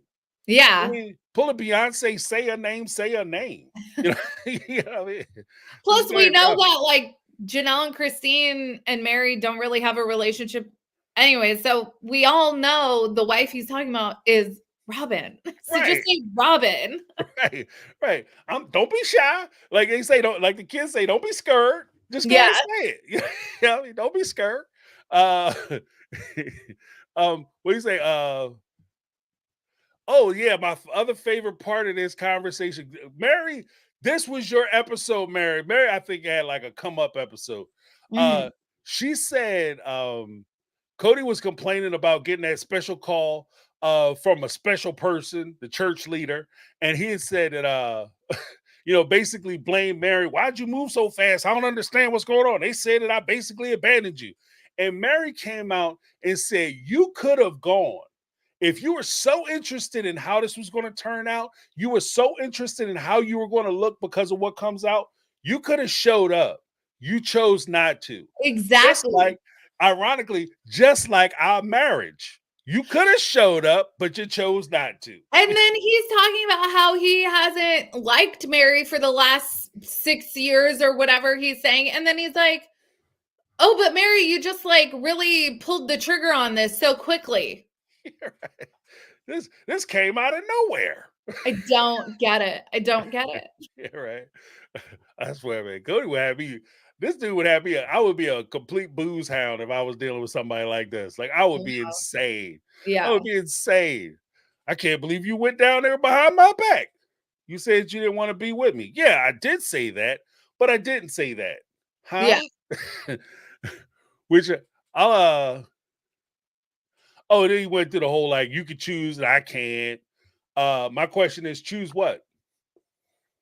Like, what do you think he was talking about when he said, like, you get to choose, but I can't? But you chose, didn't he? Didn't he choose? Yeah, I genuinely want Cody to answer the question, like, what do you think you are giving these women by keeping them prisoner in a loveless marriage? Why do you think that you are the victim in this dynamic? Right. Why do you have no compassion for the plight of these women? Right. Zero compassion. He gives zero F. Cody at least is the one in the driver's seat. He's the one navigating these relationships, saying if they will or will not have intimacy or whatever. These women are just along for the ride. Because it's weird that he's the one that complains, yet and still he's the guy holding the nozzle, determining how much of their love tank he's going to fill. Like, Exactly. so it's just like it's there's zero, like it's funny to me because he always throws words around like accountability, and we're gonna figure out who's responsible for what, and we're going to be accountable for our actions. But he takes zero accountability for anything that he has going on. And even to Meri's credit, she spent a lot of time in this conversation when he says, "You're trying to blame me." She said, "No, I'm not trying to blame anybody. I'm saying you have responsibility and I have responsibility in the dissolution of our relationship." And so she's taking her part of it on her shoulders. It's just that Cody refuses to take any responsibility or accountability for anything that he did in a relationship. So I think that was interesting on her part. But what did you think when he dropped the Sonny and Cher got divorced reference? That is a Gen X thing, one. But two, one of my people had said something interesting about it, but I wanted to hear what you thought about it. That was a little before my time, but I do remember when Sonny Bono died. Yeah. When he got in that skiing accident. Right. So I don't know. That was like traumatic. Right. Well, because quiet as it's kept, like it's a little bit before my time too. I'm not even gonna front, but somebody had mentioned to it yesterday during my live that Sonny and Cher, they used to have a TV show. Like I remember hearing about the TV show. They used to have a TV show, but once they got divorced, that not only killed the TV show, but it also was the beginning of the end of Sonny's entertainment career. Yeah. Like Cher, she took off. Oh yeah. She kept going. Like Cher. Sonny went into politics. Right. Yeah. He went into politics, but his TV career was over. So when he made that reference, somebody said, "Do you think when he talks about Sonny and Cher and their divorce, that it's not just the fact that they got divorced, but it's the fact that that was the end of the TV show, and to him, divorce means that this could be the end of my participation on a TV show." And I think that that's why he's been so pissed at Christine, because Christine put the show in jeopardy. Right. Especially his part of the show, because Christine has been on People, ET. She's doing interviews with different, not only on TLCs, but she's been on different networks doing interviews. And so Christine and Janelle, they're experiencing kind of that first two seasons, like first season, early season of season 2 type of fame and interview, whereas Cody's getting left behind. Like, no, I think he got talked to by like the Mormon Live guys. No disrespect to the podcast, but I'm just saying, Christine and Janelle both have over 1 million followers on Instagram. Like they have taken off. It's like if you follow Vanderpump Rules, like Ariana, like with Scandival, like catapulted her into like her celebrity status. It's been very lucrative for her. And I don't think anyone begrudges her that, except for probably Tom Sandoval. But like I think divorcing Cody has been really good for business. It's been really good for ratings. So, and I think that that's why Cody's only motivation now is not to like save face or come out trying to like look good or anything. He's just trying to keep the show going. Right. I agree. Well, I got 2 more points that we'll do some super chats, and then that'll kind of round the evening out. But we got to get into the whole leadership didn't want him to disregard his wives. Thought he was he thought he was in a normal relationship, and this is when he drops the whole F and F thing. Like, did you have any thoughts on that? I'll give you an opportunity to air that out. I'm so glad, like, my parents aren't squeamish. My parents watch this show. My dad always is like, "Really, Sarah, another like sex toy sponsorship?" Like, my dad watches my videos. My mom's like, "Really, the F word that many times, Sarah?" So my parents know what's up, but I am so glad that I didn't have to sit and watch an episode of this show where Cody says orgasm in front of my mother. Like, right. oh my goodness. Yeah, the only thing I'll say on that, because I'm trying to be good, Yeah. is when he said, the only thing that's good for is an orgasm. My question is for who? Are you talking about for you or for them? Thank you. Thank you. Yeah. Oh my God. So many people in my comments were like, Cody has never given it. Yeah. That's And why I was like, fair point. Fair point. That's why Christine's ass trying to get married so soon. This is what it's like. Yes. Yes. Got a hair blowed back. She's like, what?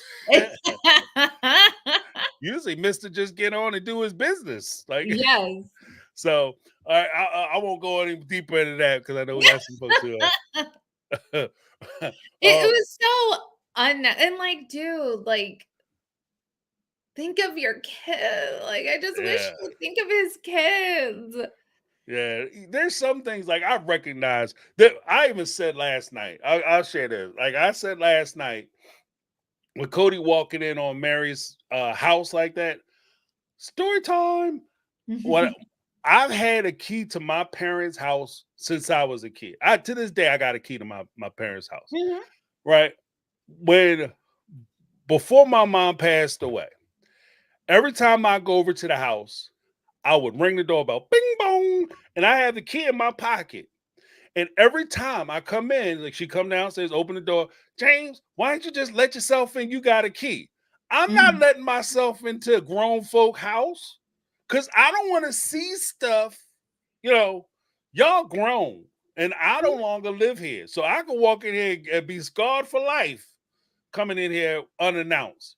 So she said, you come here to this house, you could let yourself in. Yes, ma'am, I'll do that. Next time I come over, bing bong, because I'm not trying to see nothing crazy. And so that's the whole thing. Like, I understand that my parents are adults and they do things, but at the same time, I don't want to see it, hear it, think about it. I don't want to come in contact with it. I don't want to brush against it. So I protect myself, you know what I mean, and my sanity by just go ahead ringing that doorbell. And I think that's where Cody is. Like, he's got to kind of rein that in a little bit. Like, you're a man. We understand that you have a wife and we are our own people and we had lives before we had kids. But let's not forget that we have kids now. Yeah. And just like, think of Leon, man. Like, just like have some consideration that Meri is the mother of one of your kids. Like, I don't know, it's just so trashy the way he talks about all of them, the OG3, Right. And I will say this, credit to my again, some of the folks we had last night. They brought up a great point. Early on, Cody had always made reference when he was talking about the relationship he has with the OG3. He had always said that everybody always tries OG3 plus Robin. Everybody always tries to make the polygamous lifestyle so salacious. It's always about physicality and what we do sexually. But then this episode, he essentially turned his relationship with Meri into nothing more than a physical relationship. That's a strictly like, that's a knock boots bump uglies relationship where all you do is fornicate and fight. That's a bump uglies relationship. That's not a marriage or even boyfriend girlfriend. That's a friends with benefits relationship. So I mean, it's kind of like I said, it's just the weirdness of the way Cody approaches stuff. Yeah. Let me do 2 super chats and then we're gonna get into the final part of it, and then that'll be that. All right, ladies and gentlemen. Ooh, where's my thing at? Here we go. Tanya Johnson with the $5 super chat. Cody thinks he is the shiznit. Someone please call him out on no class, boring personality. The man needs a reality check. That's right. He gets a reality check every week on Reality Squad. And MyTakeOnReality.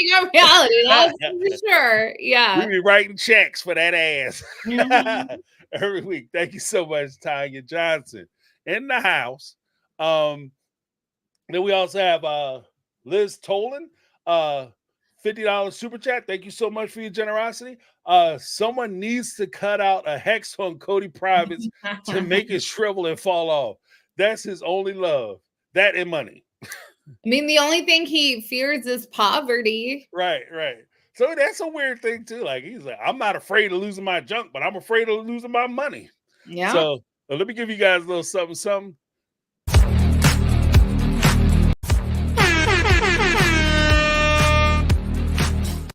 There you go. Give you a double shot.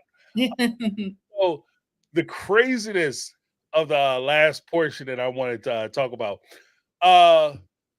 Why do you think Cody came over to the house to have this conversation? Like, what are your conspiracy theories? Like, you have an inside track on some of this, like, because it's such a weird thing that he would come over to have a conversation with Meri, especially being so he ghosted her initially. So yeah, right. I don't know. Maybe they were like, you have to film with her. I don't know.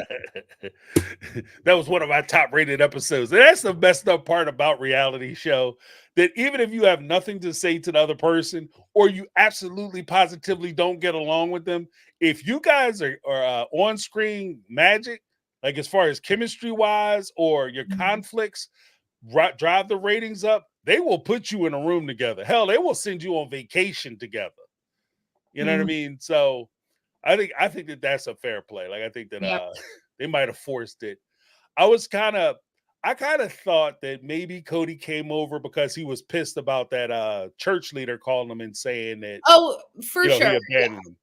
Yeah, he came over with his pound of flesh, if you will. The one thing that I did want to point out was when Meri had said, she ended the conversation basically by saying, "I wish you knew what an amazing person I am."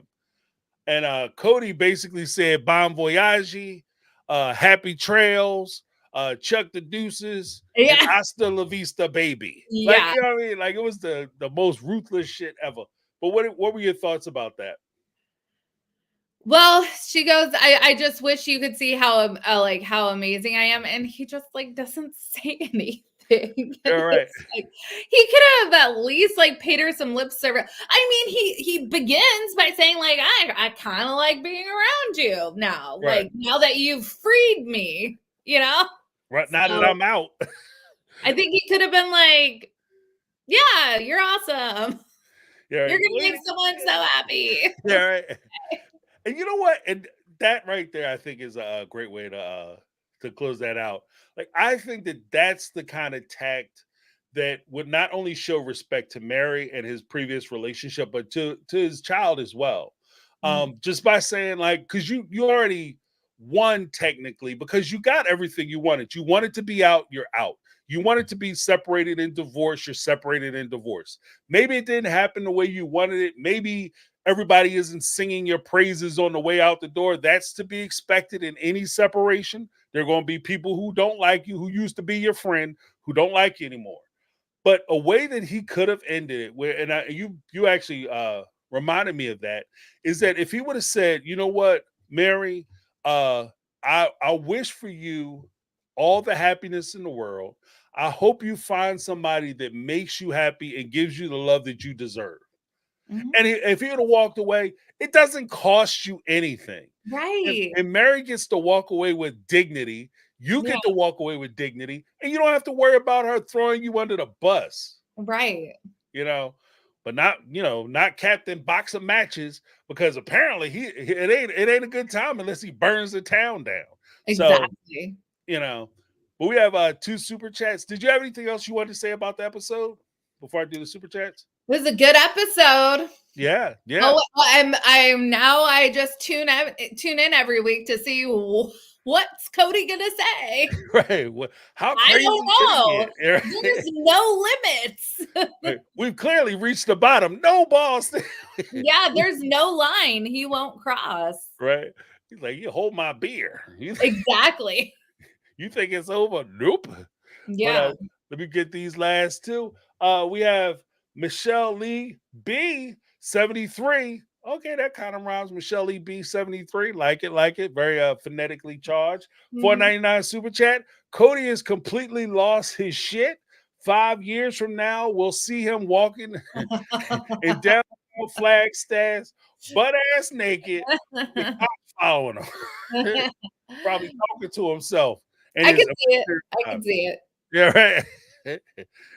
Those imaginary wives. You ain't divorcing me. Which? Melly FZ, $5 super chat. Mary's scene, Jenga's scene. Production is like, nothing is happening this season, so we need you to try to do anything, please. Yeah. All the stops. Yeah. Pull it out, all the stops. I have a couple more. Buggus in the house with the $9.99. Thank you, Buggus. Chief Buggus in the house. Teresa Skinner with the chat. Thank you so much, Teresa. All right. And Steam Frog chat. Honestly, hope there was a burly PA during Cody and Meri. He's so wound up, I'll worry a bit. Yeah. Yeah. He's losing his mind. But I will say this in closing. Let me give you guys a big shout out. Thank you so much for the super chats. Appreciate it so much. I have given Meri a lot of shit. Pardon my French. Giving Meri a lot of crap over the seasons. But I think that, again, this was Meri's breakout episode. I like the way she handled a lot of it. One of the big criticisms that I've always had for Meri, because I can sympathize in her situation, is that it seemed like just with the catfish stuff, that she wasn't taking responsibility. But in this episode, she was taking a lot of responsibility at why the relationship didn't work out. In fairness, I think she might have even been a little heavy-handed with the cup of responsibility. Like if she's stolen it to herself, she might have taken a little more responsibility for the relationship not working out than she should have. But she took responsibility. And when Cody started to try to attack her, she made sure that she kept her boundaries up as far as what she's willing to participate in and what she's not willing to participate in. And then secondly, she made sure that she kept her cool. So as Cody was trying to pull her in, because Cody's in there, he's playing an away game. He doesn't care what happens. He doesn't care if he gets in there and start arguing, fussing, and fighting. In fact, I think that's what he wants. He wanted Meri to flip on him so that way he can see that's exactly why I'm not with your ass. You know what I mean? He wanted to have that whole thing. But because she didn't give that to him, I think that's more reason why he walked out of that door frustrated and upset. So I give a big shout out and a hats off to Meri in that regard. But did you have anything else you wanted to say? No. Good episode. Good episode. Okay. Well, we have one more super chat. I got to give this one up, and then we can hear about what you have going on next week. All right. Tanya Johnson, $2 super chat. I think Cody always had zero respect for the OG3. Yeah. Fair That's play. obvious. Yeah. Fair play. And if he did have respect for him before, he don't respect him now.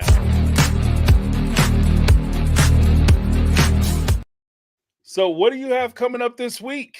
Oh, I'll have more follow-up to this. There's so much to say about this episode. So we'll be talking about that for sure. Right. Yeah, I'm in that same boat. That's what I'll be doing this week. I'll be dropping plenty of videos.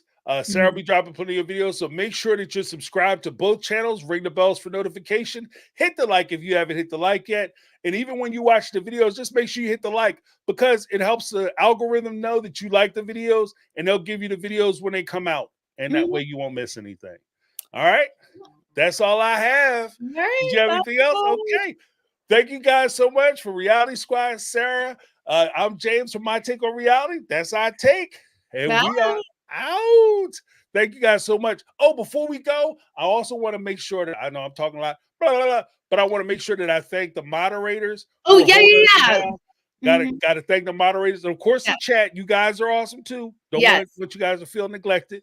But I had Lizzie B in the house. I saw Big Pat K up in the place. Who else did I see? Usually Kendra is. Kendra, yeah.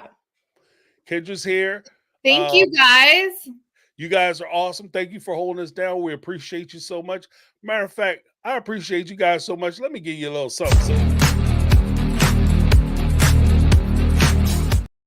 All right. Thank you guys so much. We appreciate you. Stay cool. Make sure you look out for our videos. We'll see you next week for the next episode. Oh, there is a part in this next episode, so we know it's coming up, where Robin is going to say that the wedding day and receptionist were not about her. So you know we're going to have some stuff next week. Yeah. So make sure you come back next week. We'll see you later. All right. All right. Bye, guys. See you later.